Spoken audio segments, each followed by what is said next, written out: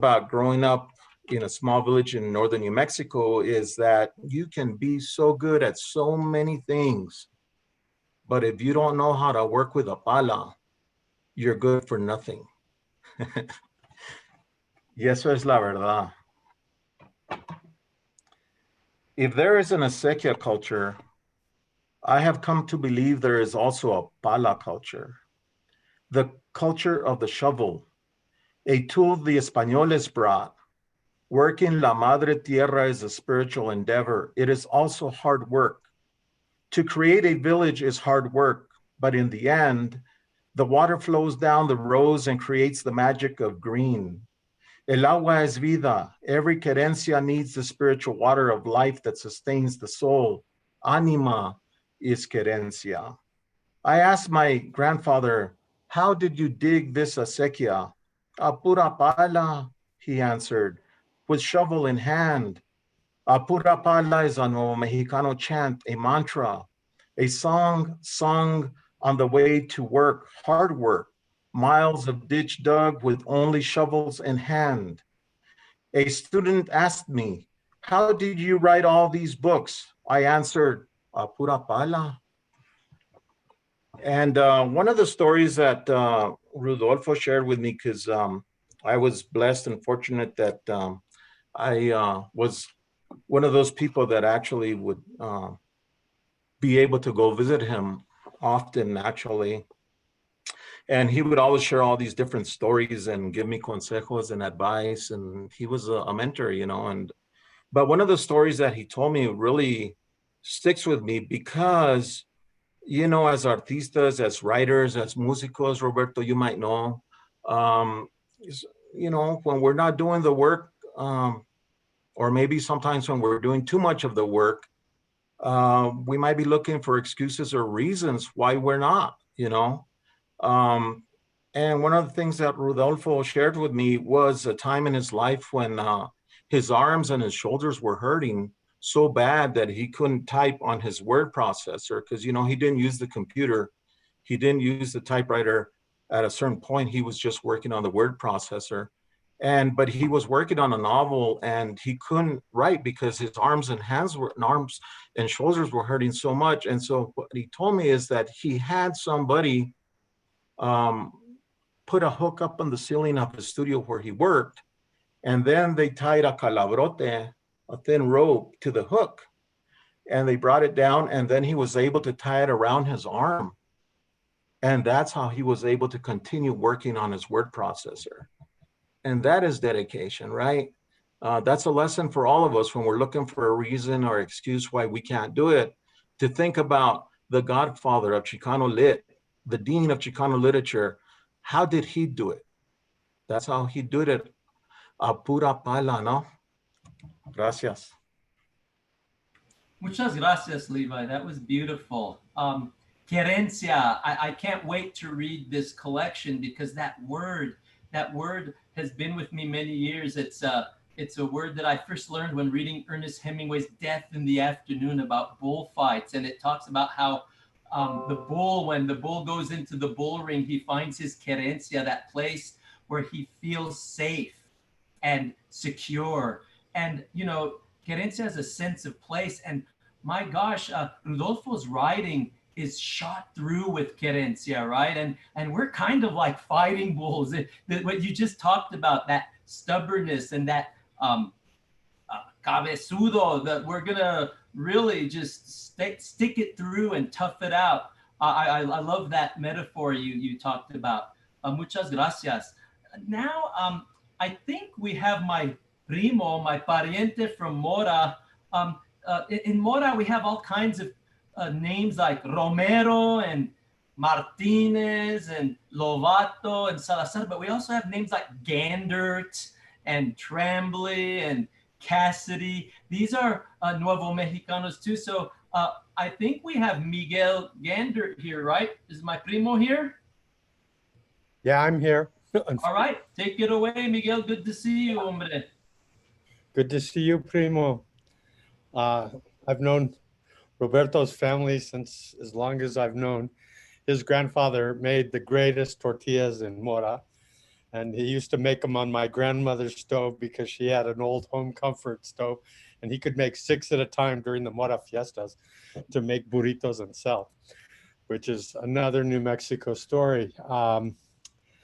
But, you know, I wish I had the mural. Well, I've been really lucky to been asked to engage in the work of Rudy Anaya several times, and he became friends. And there's 2 things I wish I could have shown today.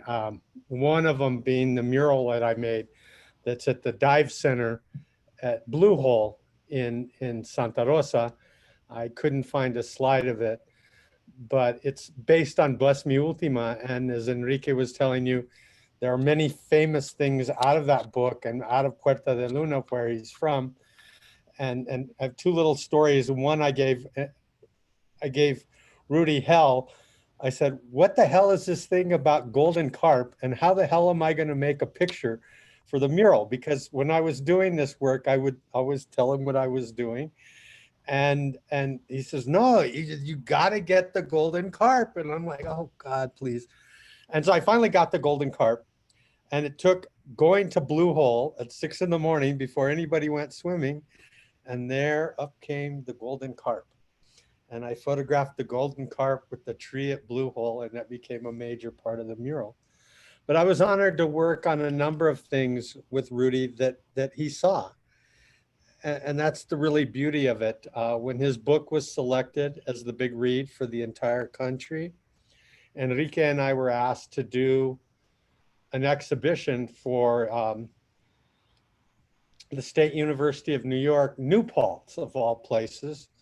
I knew I had met the director of their art museum, and he said, help me make sense of where this book is situated and help me make sense of Rudy's world. And so Enrique and I got together and we produced an exhibit, which was later shown. It's been shown several times, but when UNM did the book as the big read, it also showed at the Architecture and Planning building at UNM, and Rudy was there.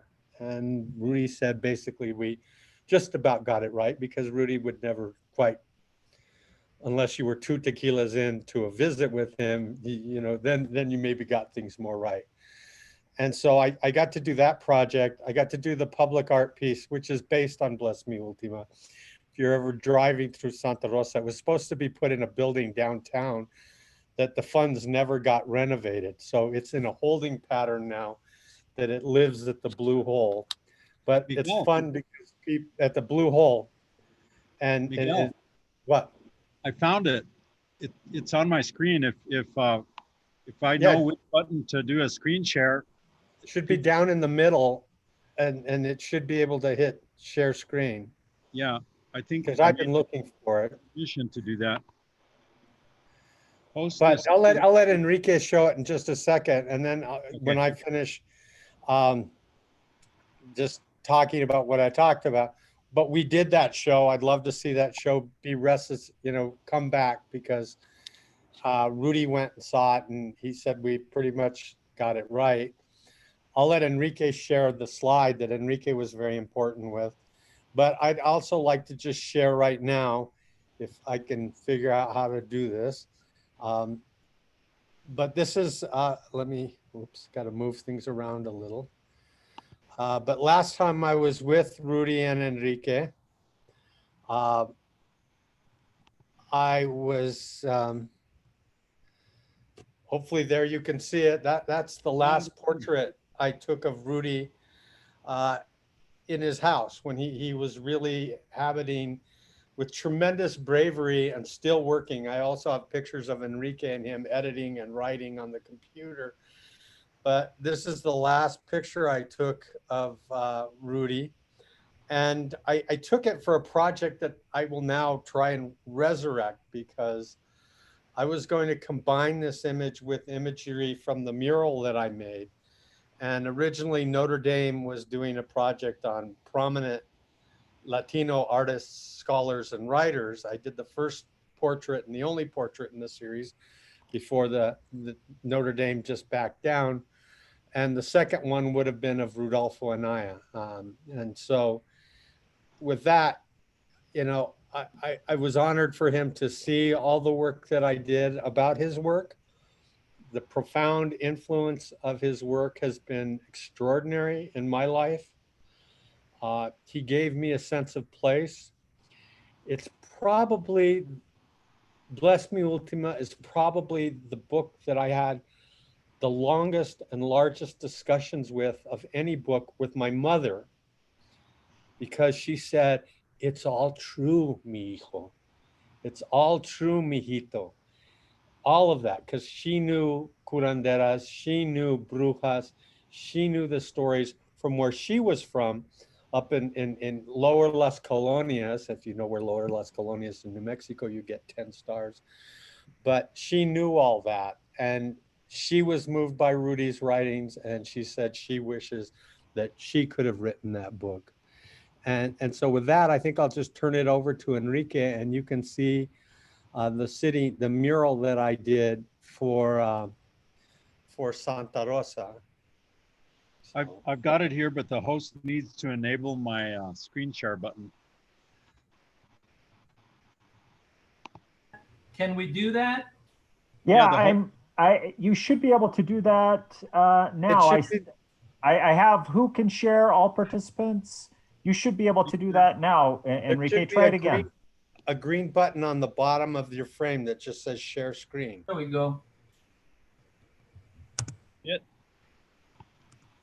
You got it? Yeah, except take it down one more size. Okay. Oh, all right. Is that all of it? Wow, it's the whole thing? Pretty close. If you can take it down one more size, it'll be all there. Okay. There it is. How's that? Yeah, that's pretty close. I can tell you a couple of the frames and what they mean. There's my golden carp that I searched for so long in the left-hand corner frame. The farm up above is in Puerta de Luna. I had to find an Ultima, and there she is cleaning quelites. And Ultima's actually in San Jose and San Luis, Colorado. But I watched my grandmother, my mother clean quelites for so many years that this old lady was perfect. Underneath her is Puerta de Luna PDL red. And that was probably my hardest picture that I really needed to have for this series. And it was because I had been tracking a whole year people who were going to grow PDL red. And then at the last minute, a hailstorm hit, as often does on the Llano, and it destroyed the field. I found somebody who was growing. I would drive around Puerta de Luna to find PDL red, being the farming representation. And I found these guys with the Toyota truck picking things, and they said they wouldn't let me take a picture unless I drank a beer with them, which seemed like a Rudy Anaya thing to do. And the rest of the mural, well, it just is what it is. And just go see it. The young boy with the apples, of course, represents the young boy. My friend Frank is branding cattle the old-fashioned way to represent the two aspects of the family. And I just tried to give a reasonable representation of everything that happened that made Bless Me Ultima a symbolic and important thing for me. And I was so honored to do that. And for the city of Santa Rosa, it was, and for, of course, Rudy, who influenced so greatly my work. It was really an honor to have worked with him and to call him my dear, dear friend. The other thing I couldn't find today is years ago in Las Cruces with Denise Chavez, I photographed him at a book signing for his book Tortuga.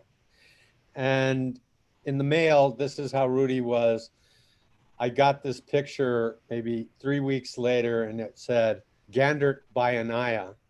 So I sent him the picture I took him of the book signing, and somewhere in his archives, I hope, there's another picture that says Anaya by Gandert. So Thank you for indulging in me. But a true treasure, a true good friend, and somebody I just really love dearly. I almost can't think about it, and it makes it hard for me to talk. So I apologize for my. Well, muchas gracias, Miguel. Lo aprecio mucho. We really appreciate it. Your amazing photos and Rudolfo's writing, that combination reminds me that, you know, in Mexico, they have magical realism because of Carlos Castañeda and all these amazing murals by Diego Rivera and Frida Kahlo. Well, we have our own version of that with Rudolfo Anaya, whose writings are Spanish but not Spanish, Mexican but not Mexican, Pueblo and Genízaro but not. His world exists in the universe that combines all these amazing people, places, and experiences. So thank you for that. I have some notes that we have Denise Chavez on the phone. Do we have Denise Chavez on the phone? Hear me? Okay, yeah, is this Denise?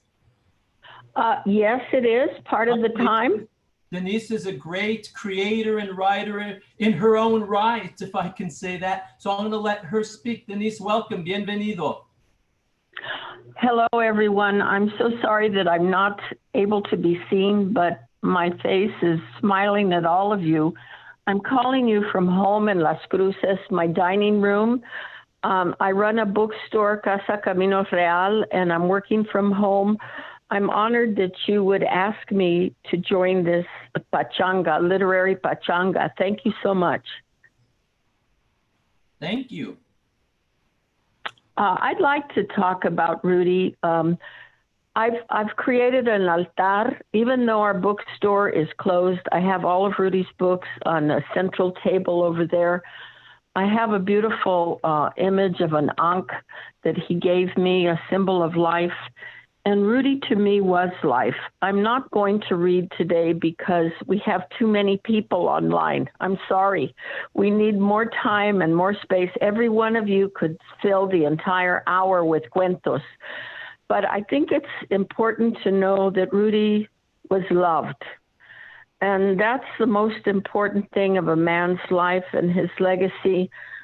If you ever had the misfortune of being at a book signing with him and you were signing books, nobody was at your table. Everybody was at Rudy's table, and that was fabulous. People would bring him champagne, vino, tortillas, tamales. It was a wonder to see how much people loved him. I was brave and had always had a lot of bravado with Rudy because, well, he was my first editor. He was my professor at UNM. I studied with him. He gave me the first Chicano scholarship in the English department. I got a master's in 1 year at UNM. I also got walking pneumonia. I was living in Santa Fe and driving back and forth, but Rudy was my mentor. I often told him, I love you. And I don't know if many of you were able to say that to him, and I hope you did, because I often called him 505-898-2207. And my sister Margaret says, you know that number? I said, well, I call him all the time. And I spoke to him not that long ago. Rudy was not answering the phone really, but this particular time he did answer the phone. And we had a wonderful conversation. And no doubt I said, I love you, Rudy. He was very modest. He was always, I think, a little embarrassed when I said that to him, and get over it. I'm sorry. But it was important for me to tell him how much he meant to me. In many ways, he was a very shy person. It's hard to believe that. But yes, he had something that pulled back, and then something that was also forward, travieso, muy travieso. And he would puncture your illusions of grandeur.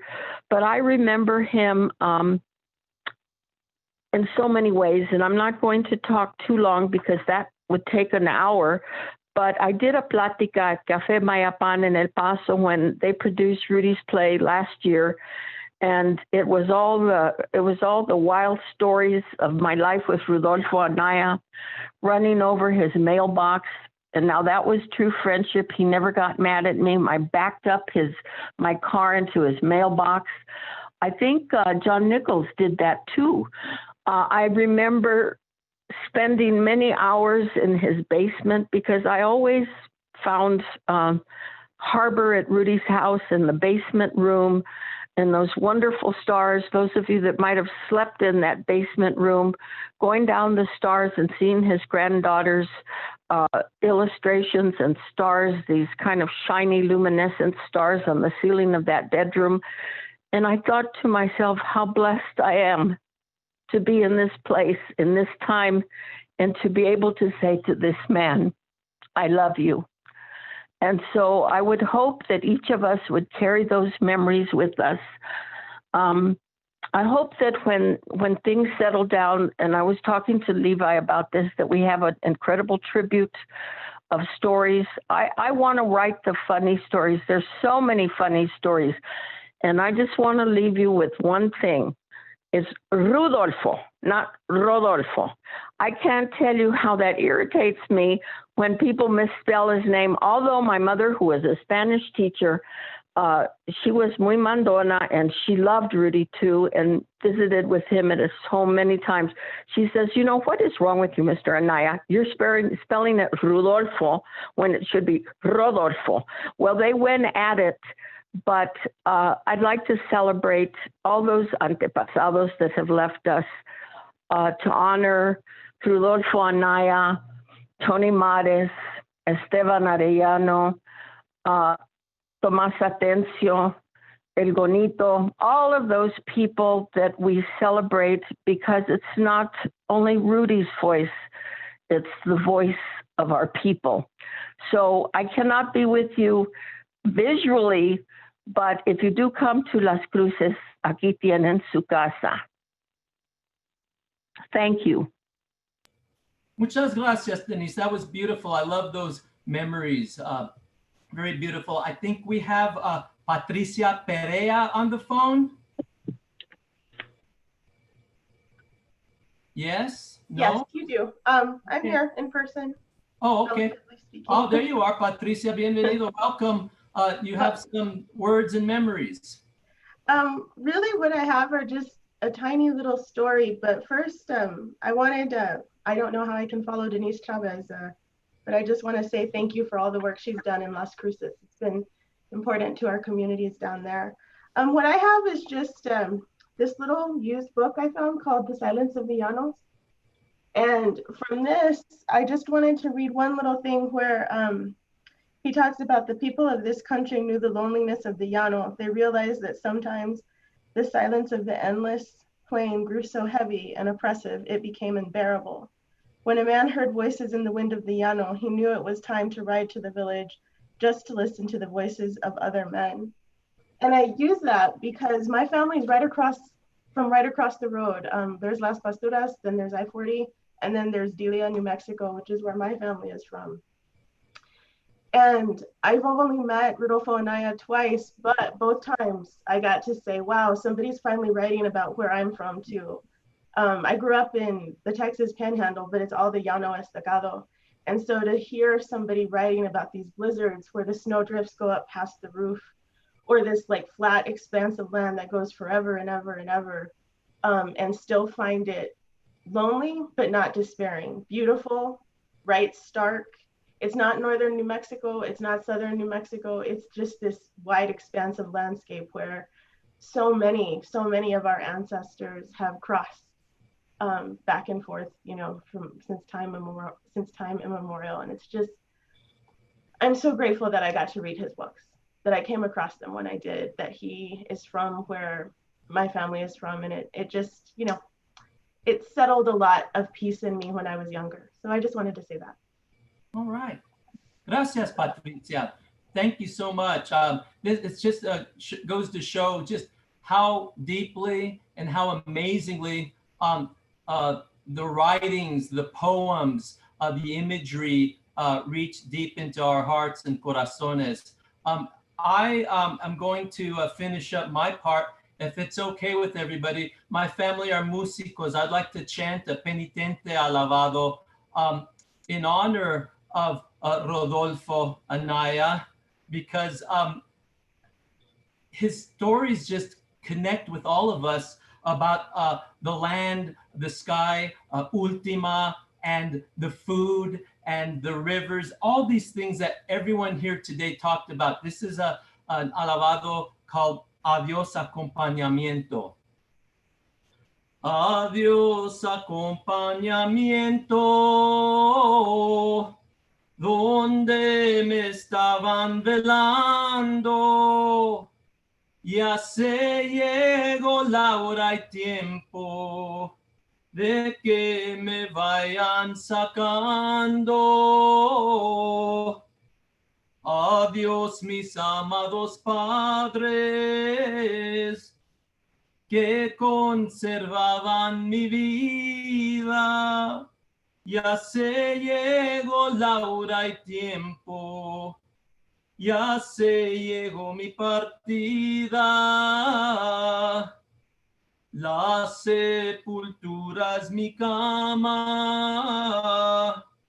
la tierra mi propio ser. Se me atemoriza el alma de considerarme en él. Adiós todos mis parientes, toditos en general, encomienden mi alma a Dios, no me vayan a olvidar. And so we say to our pariente, adiós. This just means adiós, go with God. Are we done here? Are we finished? Is there anyone else who has something to say? This is kind of a free-form thing. Where are we at? I think, Rob, yes. Go ahead. I'd like to recognize Rudy's sobrina here, Cecelia Aragon, the wonderful theater person who produced and directed plays with her uncle, and just, it's so great to see you, Cece. We spoke this morning, and we're all just so sorry about your uncle, and el pésame más sentido, no? But good to see you. Thank you. Thank you so much, everyone. And thank you for all the kind words and wonderful, wonderful blessings that you have given Rudy. And I just want to say that I had the privilege of working with Rudy throughout my entire life, but the most wonderful moments was serving as Rudolfo Anaya's director. He was also a teatrista in teatro, and he wrote a wonderful, wonderful play, Billy the Kid. And I wanted to play, following in the tradition with Robert Martinez and Los Cantos y Corridos, I wanted to play El Corrido del Bilito, because I believe this is the first time that a Nuevo Mexicano author has recorded in history, in literature, a corrido of Billy the Kid. And I want to give Enrique LaMadrid praise for recording this. You might also hear his voice. The writer is Rudolfo Anaya, El Corrido del Bilito, with vocal, the voices of both Enrique LaMadrid and Simón Alvarez. And I hope that I'm able to play this loud enough so that everybody.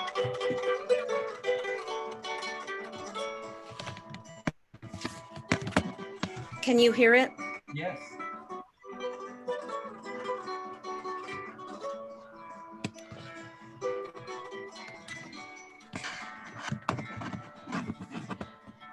Queridos paisanos nuevo mexicanos, Escuchen este corrido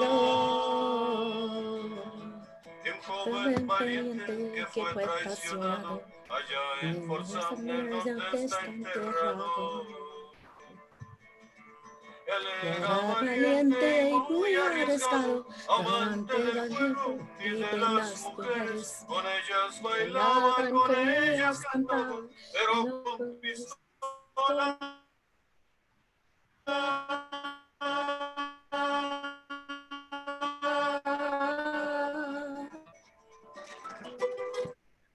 sorry about that. Well, there was a small little clipping of del corrido del Bilito. And I want to just leave with the final thought. Es que I want to go back to what Denise Chavez was talking about with the basement, because I think the basement was very, very important and very symbolic, because I remember both Patricia and Rudy always opening up their basement for writers, for artists, for people that were traveling through. They had a posada for everyone, and that basement became a very symbolic place. And I remember having a conversation with Mimi, we called her Mimi, Pat Anaya, and she said, this is your home of healing. And in Greek mythology, we look at the home of Aesculapius. And Aesculapius, people came to the house of Aesculapius to rest, to regain their spiritual powers, and to dream. And the basement, Rudolfo Anaya's basement, was often the home of Aesculapius for many of us. We went there to dream, and we went there to rest and to regain our spiritual identity. And he gave us a sense of space, a sense of place, and a sense of identity in that space. And so I want to bless everyone and thank you very much for the loving and kind words everyone has to say about my tío Rudy. Thank you, Cece. That was beautiful. Thank you so much for sharing with us. I believe we're running out of time. I'd like to just say thank you to every single one of you who shared your memorias with us. And I want to thank everyone who attended and was with us tonight for this beautiful tribute and remembering of Rudolfo Anaya. Thank you so much. Hasta pronto, que Dios les bendiga.